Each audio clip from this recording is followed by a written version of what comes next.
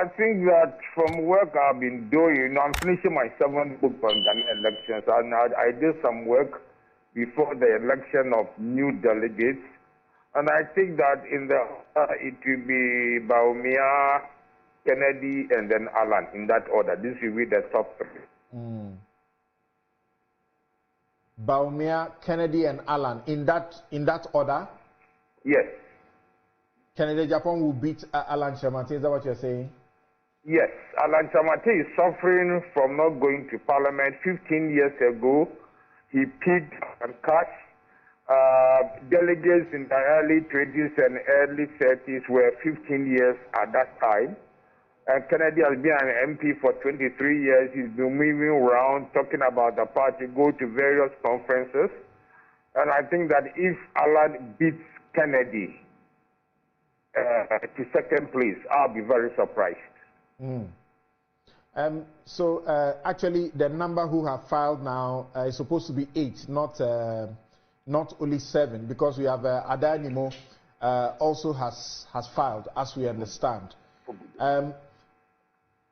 Why do you think that the rest will not amount to much? Ay3hu, Dr. Kennedy Agyapong, the Ay3hu's, the former General Secretary, all of them. Why do you leave them out of the equation, the calculations? Oh, their name did not come up. What do you mean by their names did not come up? You see, what we did was we asked, before the election of new delegates, there were elections, and then after the elections. And the names that kept popping up were these 3.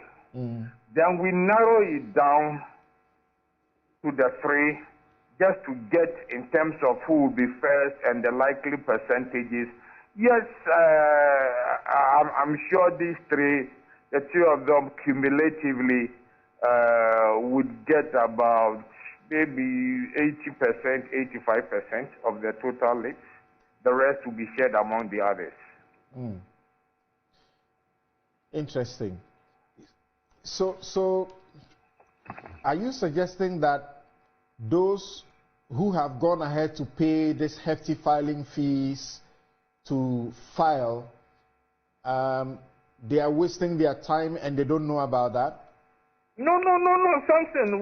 First, I'm not a delegate. And they will want to be, whenever the history comes of the MPP, for example, and they are being written, the names are written for those who contested for the flag bearership slots. Now there are about 7 or 8, 2 or 3 will be left behind. That is about 1,000 people, 1,000 superdelegates will select the top 5. And about 200,000 delegates countrywide will decide which of the top 5 will be their flag bearer. And I'll give you from the work I have done, the top 3. All right. So please hold on there for us briefly. Professor Agyapong, it's a lot of money. Is it 300,000?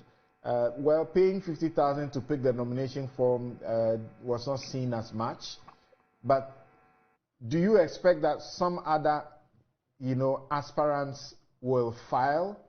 Apart from these 8 that I have listed, Ay3hu, the former energy minister, Francis Ay3hu, J, Dr. Kennedy Agyapong, Dr. Ay3hu, Kennedy Agyapong, these guys.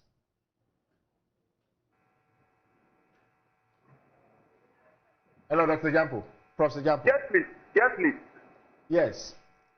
Who for you will is leading the pack, and what are your reasons for that? Oh, in a race? Yes, 8 of them who have filed so far. You want me to do this? I mean, I've not done any research. As far as I'm concerned, the race is between 2 key candidates, Allan Kyerematen and Dr. Bawumia, and that's what I can say. The rest will be able to also sail through in a few of them, two or more of them will be able to sail through in the super delegates. But generally, it will be these two leading candidates who would face off in the main flag bearer situation. And that's what I can say. But if you tell me who is leading, I have not done that research, so I'm not in a position to do that. My caution to them is that one would emerge victorious in the superdelegate, but it's been rumored elsewhere, in some circles, that it may get to that point where after the superdelegate, some people may canvass the idea that since one may have emerged victorious, the others should just understand for the victorious person to make the flag bearer. And I'm saying that that's not what their party's constitution says. So, and when you say victorious at the superdelegates level, you are talking about the one who get the highest votes. The one who get the highest votes. That's what I mean. Okay. And that's not what their party's constitution says. And so NPP, even though they have broken their own laws on several occasions, is a party of laws and rules.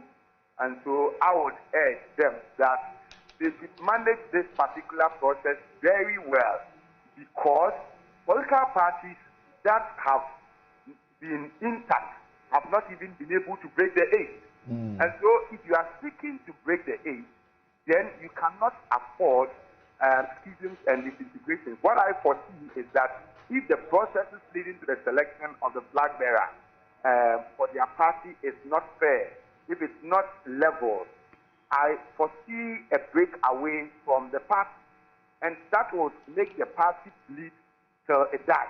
And the caliber of people who are now contesting are people of pedigree. If Dr. Bawumia thinks that the processes are not fair, and so he wants to break away, he will take a huge chunk of the support base of the party. If Allan feels that the processes are not fair, he will take a huge chunk of the support base of the party, and then can elicit support from other areas too. And they may be formidable forces. And so the party will bleed. So the party that is seeking to break the eight shouldn't be the party that should allow who do you tip will win? Who do I tip will win? Oh, you two. I've said it. I've told you that it's a race between the two. I've not conducted any research. Yes, so but what's your hunch? You observe, you speak to a lot of people, and so on, and you are a political scientist. So who do you think among these lots? Your people are ready. Your online portals people, they are ready, so they'll go and make a headline. What I'm telling you is that as a political scientist, I can only speak from the angle of research and empirical data. I have not done that yet. Maybe you are not a man. You are not a man known to shy away from controversy. I am revising my notes.